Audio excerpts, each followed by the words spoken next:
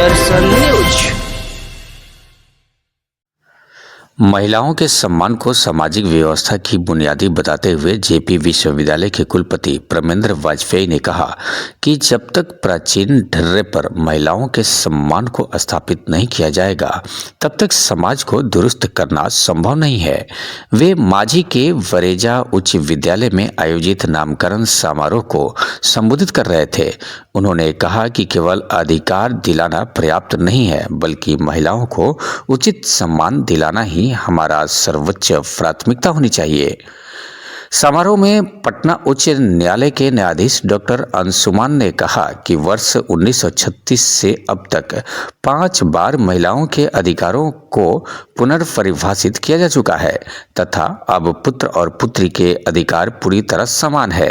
बेटा बेटी के अधिकारों में किसी भी प्रकार का अंतर शेष नहीं है, जो एक सशक्त और समान अधिकार वाले समाज की दिशा में बड़ा कदम है। कार्यक्रम के दौरान छपरा के जिला एवं सत्र न्यायाधीश पुनीत कुमार गर्ग की उपस्थिति में विद्यालय के संस्थापक सचिव सर्वदेव तिवारी की प्रतिमा का अनावरण किया गया। इसके साथ ही यह घोषणा भी की गई कि बरेजा उच्चतर माध्यमिक विद्यालय अब नए नाम भूपेंद्र सुरेंद्र उच्चतर माध्यमिक विद्यालय के रूप में जाना जाएगा। मौके पर विद्यालय के नव मनोनीत सचिव के पुत्र ज्ञानदेव तिवारी ने पुष्प गुच्छ और अंग वस्त्र प्रदान कर अतिथियों का स्वागत किया। दीप प्रज्वलन के बाद विद्यालय की छात्राओं ने स्वागत गीत प्रस्तुत कर कार्यक्रम का शुभारंभ किया। स्वागत भाषण डॉक्टर प्रमेंद तिवारी ने दिया। कार्यक्रम को ग्रामीण पुलिस अधीक्षक संजय कुमार, मुखिया राजेश पांडे, सरपंच विजय शंकर मिश्रा, पूर्व प्रधानाध्यापक बलराम पांडे, डॉक्टर कालीशंकर तिवारी, डॉक्टर अभिषेक तिवारी तथा प्रधानाध्यापक मकसूद आलम सहित कई गणमान्य लोगों ने संबोधित किया। मंच संचालन शिक्षिका प्रतिमा सिंह ने किया। सारण से वीर सिंह की रिपोर्ट।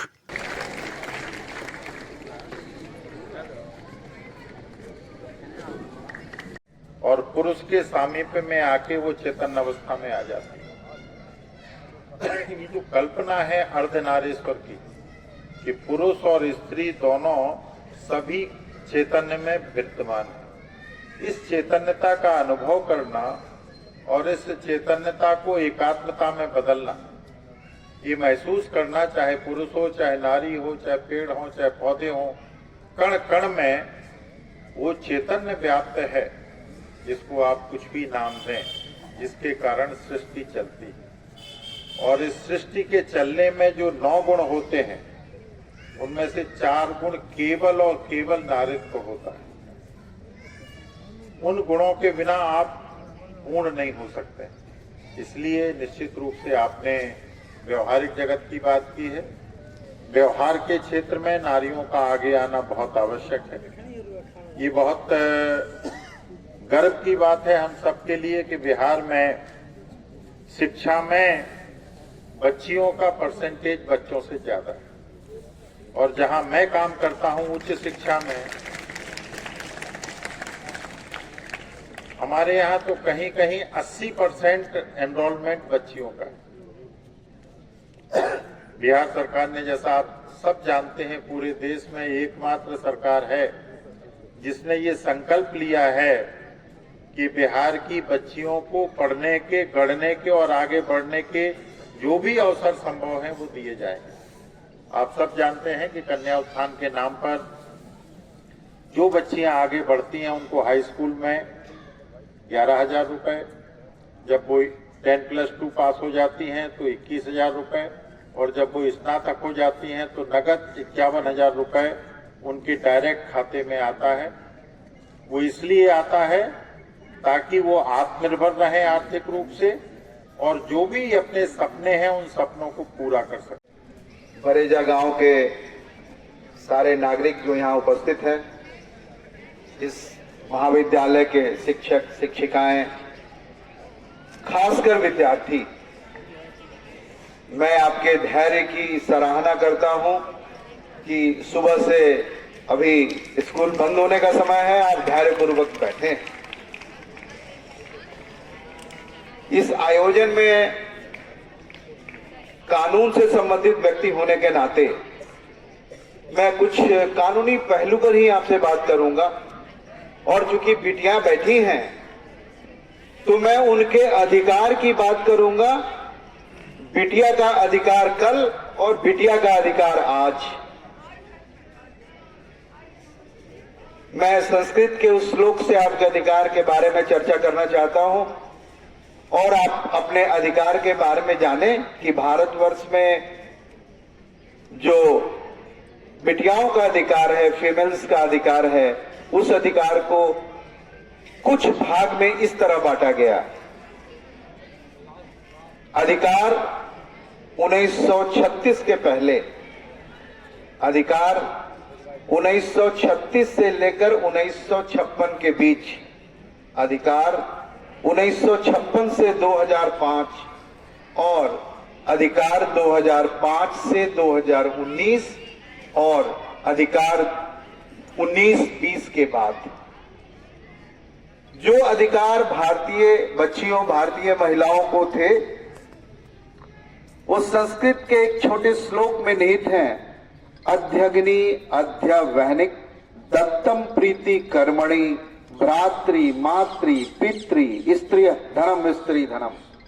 अध्यग्नि पवित्र अग्नि के समक्ष दिया हुआ धन, अध्यवहनिक पवित्र विदाई के समय दिया गया धन, भ्रातृ मातृ पितृ स्त्रिय धनम स्त्री धनम। यानी महिलाओं को सिर्फ शादी के समय, विदाई के समय भाई के द्वारा, मां के द्वारा, पिता के द्वारा, रिलेटिव के द्वारा जो धन दिया जाता था, वही और वही केवल धन था। ये स्थिति 1936 तक रही। आप सबों ने इतिहास में, चूंकि +2 के विद्यार्थी, आपने राजा राम मोहन राय की बात सुनी है, उनकी संस्था के बारे में आपने जाना है। भारतवर्ष में उन्होंने सती प्रथा को खत्म किया था और जब उन्होंने अंग्रेजों से कहा कि मैं सती प्रथा खत्म करना चाहता हूं, तो अंग्रेजों ने कहा कि साहब, महिलाओं को अगर अधिकार संबंधी कानून आपने नहीं दिया तो सती प्रथा खत्म करा के क्या करेंगे। तो उस समय लिमिटेड स्टेट वुमेन्स राइट आए और महिला का जो स्वरूप है, बेटी का जो स्वरूप है, वो 4 तरह का स्वरूप है भारतवर्ष में। पुत्री का स्वरूप 1, मां का स्वरूप 2, पत्नी का स्वरूप 3 और चौथा बहन का स्वरूप। तो ये जो 4 स्वरूप हैं, इस चारों स्वरूपों में किसी स्वरूप में 1936 के पहले कोई मान्यता नहीं थी। ये मान्यता 1936 में लिमिटेड स्टेट राइट्स आए तो ये महिला को पहली बार ये मान्यता मिली कि उनको परिवार में खोडिस का अधिकार होगा। ये जो संपत्ति थी हिंदू परिवार में, वो सारी संपत्तियां, एक शब्द है कानून में सहदायिकी, ये सारी संपत्तियां बेटियों को नहीं, सहदायिकी को चली जाती थी।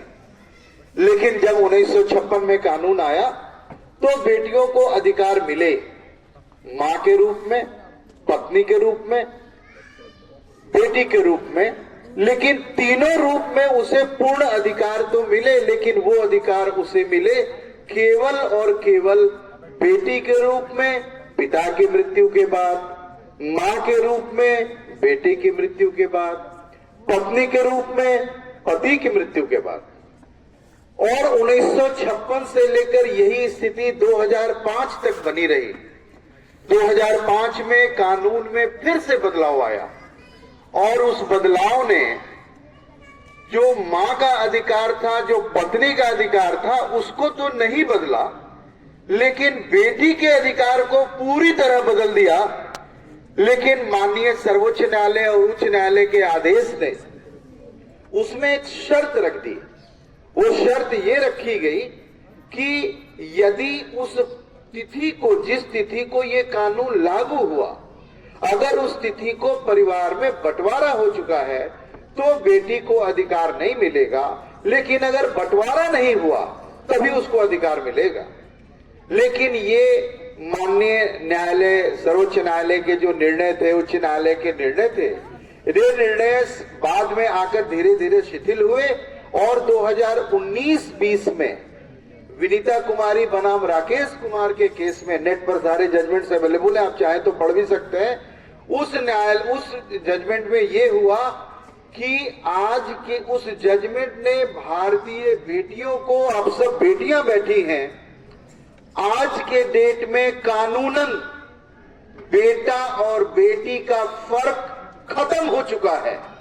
ये बात आप जान लें कि 2005 के कानून से, जिसकी व्याख्या 2019-20 में माननीय सर्वोच्च न्यायालय ने की, भारतवर्ष में बेटे और बेटियों में अंतर सिर्फ और सिर्फ बायोलॉजिकल है, कानूनी कोई अंतर नहीं है।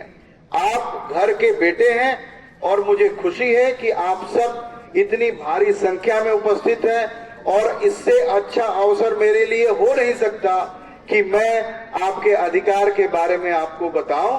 और आप सबसे अनुरोध है कि ज्ञान और अनुभव, इसका कोई अल्टरनेट होता नहीं, इसलिए आप जितना पढ़ेंगी, जितना अनुभव होगा कार्य करने का, उतना आगे बढ़ेंगी।